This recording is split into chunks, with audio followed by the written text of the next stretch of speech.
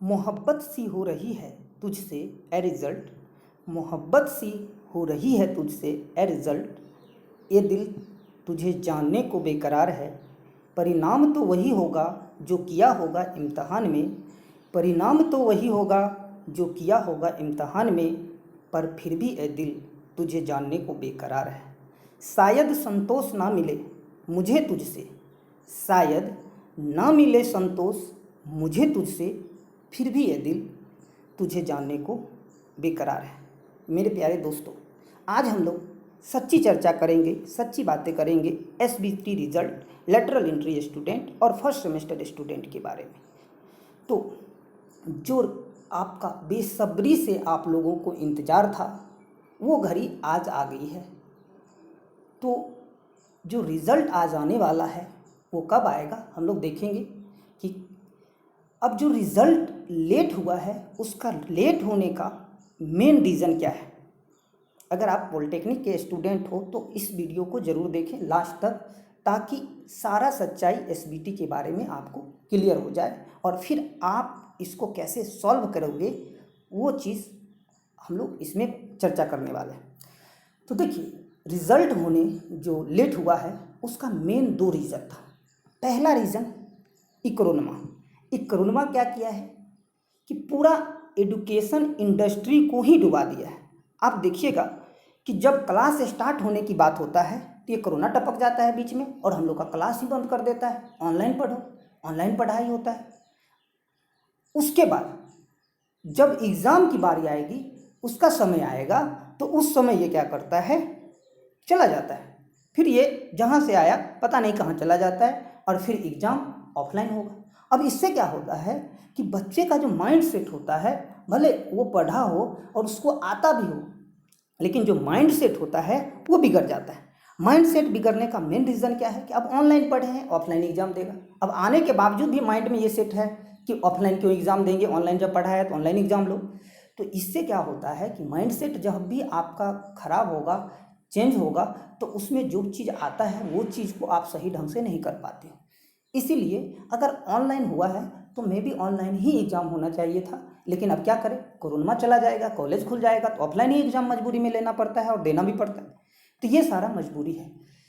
तो पहला तो ये लेके डूब गया है, सबको, पूरा एजुकेशन इंडस्ट्री को ही डुबा दिया है। दूसरा खुद एसबीटी इसका रीज़न है, जो ये रिज़ल्ट को लेट करने का मेन कारण है। अब आप लोग कहोगे कैसे? अब देखिए, ये एसबीटी क्या करता है। अब एसबीटी मैं इसलिए बोल रहा हूँ क्योंकि इसका कुछ भी फिक्स नहीं होता है। कब एग्ज़ाम होगा, कब रिजल्ट आएगा, कब एडमिशन होगा। किसी का, देखिए, किसी का अभी फर्स्ट सेमेस्टर चल रहा है लेकिन उसका एडमिशन क्या हुआ, कितना दिन हो गया, 1 साल होने वाला है। अब बताइए उस बच्चे का भविष्य क्या होगा। ऑलरेडी वो 1 साल डिले हो जाएगा। जो 3 साल का सेमेस्टर पॉलिटेक्निक था वो हमारा 4 साल में कंप्लीट होगा।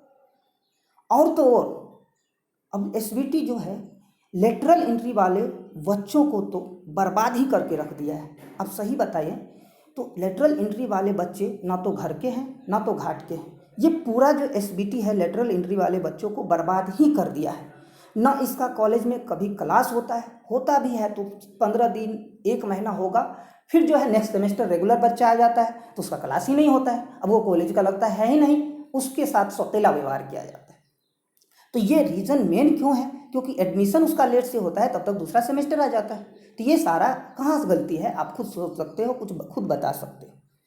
अब जब तक ये एसबीटी इसको मैनेज नहीं करेगी तब तक ये सुधार नहीं होने वाला है। अब आप ही लोग बताइए, अभी आप लोग का इवन सेमेस्टर चल रहा है और उसका ऑड सेमेस्टर चल रहा है। अब बताइए आप ही कि कॉलेज में 3 सेमेस्टर पढ़ाने के लिए ही प्रोफेसर रहता है और क्लासरूम में उसी के अकॉर्डिंग डिज़ाइन रहता है सभी ब्रांच के लिए। अब उसमें लेटरल एंट्री 2 सेमेस्टर ऐड हो जाता है, 3rd सेमेस्टर और 5th सेमेस्टर, या 4th सेमेस्टर और 6th सेमेस्टर कह सकते हैं। तो 5 सेमेस्टर का ना तो उतना क्लासरूम है और ना ही उतना प्रोफेसर है, तो कैसे कॉलेज मैनेज करेगा। इसमें तो कॉलेज का भी कोई गलती नहीं है। जब तक ऊपर का मैनेजमेंट सही नहीं होगा तब तक ये सिस्टम सुधरेगा नहीं और ये हमेशा बच्चे का एडमिशन लेगा और उसके लाइफ के साथ खेलेगा, बर्बाद करेगा। और इसमें बच्चे कुछ कर नहीं पा रहे हैं। बच्चे भी हाथ पे हाथ धर के सोए रहते हैं। तो ये सारा रीज़न है कि हम लोग भी सोए रहेंगे तो हमें अधिकार अगर नहीं मिल रहा है तो उसको छीनना पड़ता है, क्योंकि वो मेरा अधिकार है और वो हमें चाहिए। अगर नहीं मिलेगा तो उसको छीनना पड़ेगा। घर में हाथ रख के सोने से कुछ भी नहीं मिलने वाला है आप लोग को। अब दूसरी बात है, ये लेटरल एंट्री वाले तो ऐसे ही बर्बाद हो गए, ठीक है।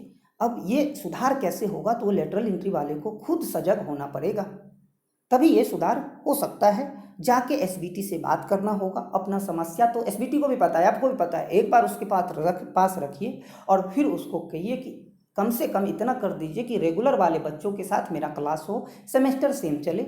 इसके लिए आपको जाके सजग होना पड़ेगा, तभी आने वाले जनरेशन को दिक्कत नहीं होगा। नहीं तो जैसे आपको दिक्कत हुआ है, ये दिक्कत हमेशा पिछले जनरेशन को भी होगा।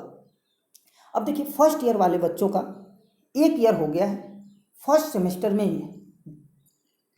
अब जबकि एसबीटी बजाबते कुछ दिन पहले नोटिस निकाला था कि फरवरी में हम इसका फर्स्ट सेमेस्टर का एग्ज़ाम ले लेंगे, जून जुलाई तक इसका सेकेंड सेमेस्टर का एग्ज़ाम ले लेंगे। मानते हैं कोरोना है, तो फरवरी तक कोरोना था तो ऑनलाइन एग्ज़ाम तो चल ही रहा था।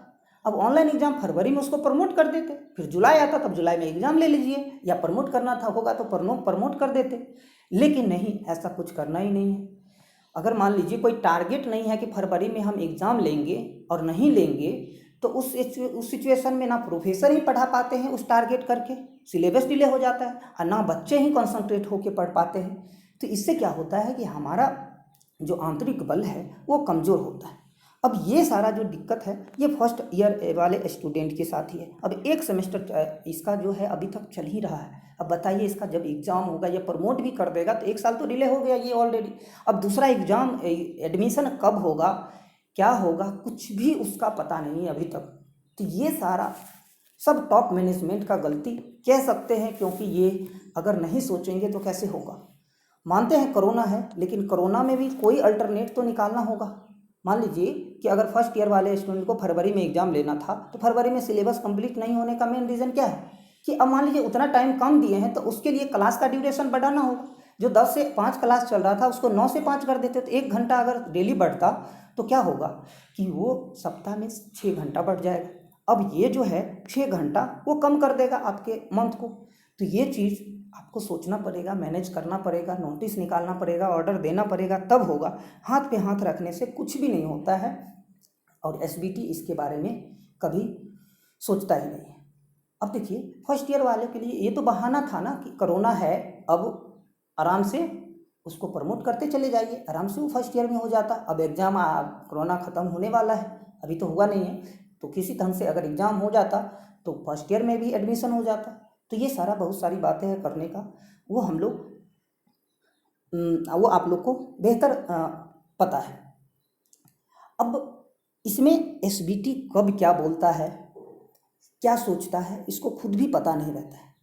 इसलिए मैं एसबीटी से भी आग्रह करूँगा कि कम से कम फर्स्ट ईयर वाले बच्चों को और लेटरल एंट्री वाले बच्चों को आप ध्यान से देखें और उसको सुधार करें। साथ ही साथ रेगुलर बच्चों के साथ ही उसको रखें, ताकि वो भी एग्ज़ाम में कुछ लिख पाए। अब जब बच्चा पढ़ेगा ही नहीं तो एग्ज़ाम में लिखेगा क्या। अब वो एग्ज़ाम देने जाता है तो ऐसे ही फ्रस्ट्रेट रहता है, कुछ पढ़े नहीं, और फिर उसको एग्ज़ाम ले लिया जाता है, और फिर आते हैं तो एयर बैग। अब देखिएगा किसी भी कॉलेज में तो मैक्सिमम बच्चे को एयर बैग लग जाता है। स्वाभाविक है, लगेगा, जब पढ़ेंगे नहीं, एग्ज़ाम लेंगे। अब एग्ज़ाम क्या क्वेश्चन पूछता है, पूरे सिलेबस से पूछेगा। दूसरी बात, कॉपी चेक होगा उसी ढंग से, तो स्वाभाविक है बच्चे फेल करेंगे ही। तो फ्रस्ट्रेशन के कारण सब बच्चे छोड़ देते हैं कॉलेज। अब जाके देखिए, मैक्सिमम कॉलेज में अगर फाइनल ईयर में कोई बच्चा होगा तो एक सेमेस्टर में अगर 6 एडमिशन होगा तो 1 से 2 बच्चा फाइनल ईयर में गया होगा, नहीं तो या तो सभी छोड़ दिया है या एयर बैग झेल रहे हैं। तो ये सारा कंडीशन है। तो इसीलिए मैं लेटरल एंट्री वाले बच्चों को और फर्स्ट ईयर वाले बच्चों को कहना चाहूँगा कि आप लोग कुछ ग्रुप बना के एसबीटी से जाके मिलिए और इसके समाधान के बारे में उन्हें बताइए, और वो आपको ज़रूर मदद करेंगे अगर आप उसके बारे में स्टेप उठाते हैं तब। और एक जो खुशखबरी आज था आपका, वो आपको भी पता होगा कि आज जो है 3 बजे के बाद 5th सेमेस्टर और 3rd सेमेस्टर का रिजल्ट आने वाला है। वो आ सकता है। आने वाले की गारंटी हम नहीं कह सकते हैं, क्योंकि ये जो है इंटरनल सूत्रों से पता चलता है। अब वो क्या कब कैसे करता है, क्या बोलता है, कुछ पता नहीं चलता। वैसे आधिकारिक कोई नोटिस नहीं है, अगर कोई बोल दे कि 3 बजे के बाद आए तो उस पर हम भरोसा ही कर सकते हैं। मैं भी यही कह रहा हूँ कि आप 3 बजे के बाद आ सकता है, आएगा या नहीं आएगा ये गारंटी नहीं है, लेकिन हाँ 90% उम्मीद है कि आज आपका रिज़ल्ट आ जाएगा। तो ये जो रिज़ल्ट है एसबीटी का, आप sbtonline.in पे जाके आप चेक कर सकते हो। इसका डिस्क्रिप्शन हम इसका जो लिंक जो है हम डिस्क्रिप्शन में डाल देंगे, आप वहाँ जाके चेक कर सकते हो। तो आइए इस वीडियो को आज ख़त्म करते हैं एक शायरी के साथ। कौन कहता है कि खुदा किस्मत लिखता है? कौन कहता है कि खुदा किस्मत लिखता है? सच तो सिर्फ इतना है कि किस्मत तो सिर्फ मेहनत से ही बनता है। किस्मत तो सिर्फ मेहनत से ही बनता है। इसीलिए आप लोग इसी तरह मेहनत करते रहिए और स्वाभाविक है आपका रिजल्ट हमेशा बेहतर आएगा। और आज के रिजल्ट के लिए भी आप लोग को मेरे तरफ से बेस्ट ऑफ लक। और आपका रिजल्ट अच्छा आए या ख़राब आए उस पर फोकस नहीं करना है, लेकिन आपको बस ये फोकस करना है कि जो रिज़ल्ट आया है नेक्स्ट टाइम इससे बेहतर रिजल्ट हम लाके दिखाएंगे। या फाइनल ईयर स्टूडेंट जो है उसको तो बिल्कुल नहीं घबराना है कि अब क्या होगा कैसे होगा, सब धीरे धीरे समय के अनुकूल हो जाता है। इसीलिए आप मेहनत करते रहिए, आज ना कल एक अच्छे मुकाम तक पहुँचेंगे। थैंक यू, धन्यवाद, जय हिंद।